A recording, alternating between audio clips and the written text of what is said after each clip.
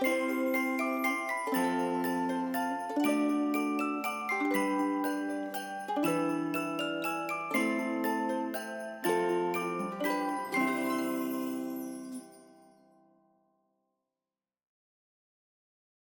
Squirrels Who Squabbled by Rachel Bright and Jim Field. Read by me, Jonathan Lee. In a towering forest, where summer had been, the cool air bit fresh, and the mosses grew green. And as autumn edged in, and the sky raged red, the sleepiest creatures got ready for bed. While up in the tree swung a flighty young squirrel, who everyone knew as Spontaneous Cyril. Now most foresty folk had seen to their needs through the plentiful months of mushrooms and seeds. They'd built up their stores so they'd all be well fed through the frosting of winter that glittered ahead. But Cyril, he lived in the now and the here. He'd adventured and partied his way through the year. So his cupboard was empty, his hollow was bare. He hadn't a mouthful of food anywhere. But wait, what was that over there? Take a look. A single lone pine cone, wedged in a nook. He squealed with delight, and for a very good reason. For inside were the very last nuts of the season. But Cyril wasn't alone.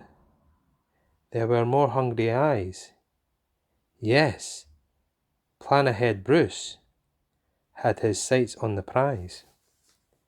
Though he'd gathered a mountain of bounty, hard fought, Bruce was convinced he was one pine cone short.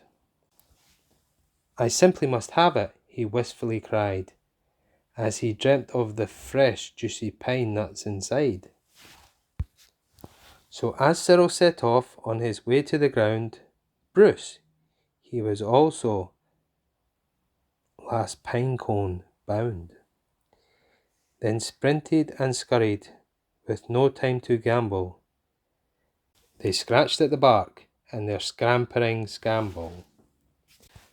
But their panic and haste shook the tips of the spruce, and the pine cone, it trembled, and then it came loose. Both squirrels gave chase at a lightning pace. This was the start of a wild nutty race. It's mine, shouted Cyril. No, mine, hollered Bruce. You don't stand a chance. Give up. It's no use. I'm hungry, cried Cyril. This cone is not yours. Stay back, shouted Bruce. This cone is for my stores. It boinged over bushes and flew through the air. It banged on the nose of a slumbering bear. It bounced over boulders, then came to a stop, then teetered and wobbled and quivered and plopped. Both squirrels followed. Oh, the water was fast. Would they learn that they needed each other at last? But each was intent on how he could win, so they didn't quite notice a bird sweeping in.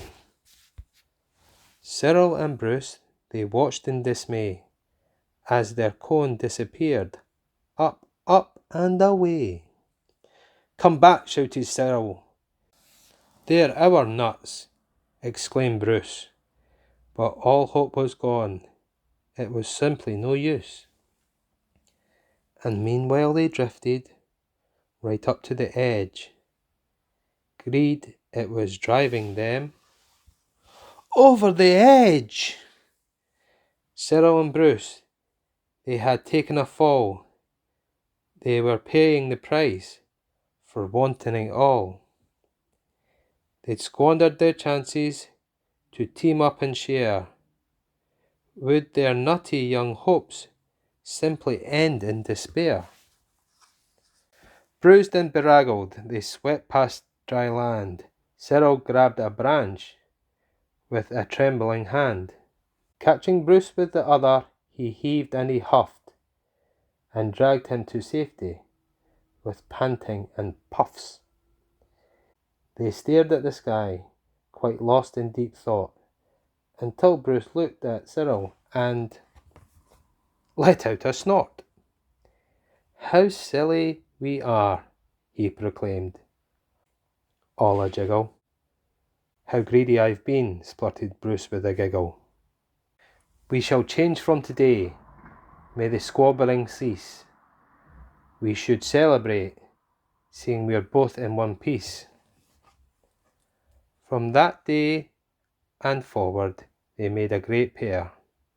They would gather together and found they could share.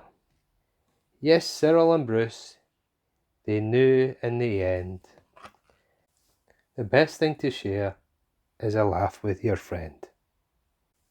I hope you enjoyed the Squirrels Who Squabbled. Have a Merry Christmas.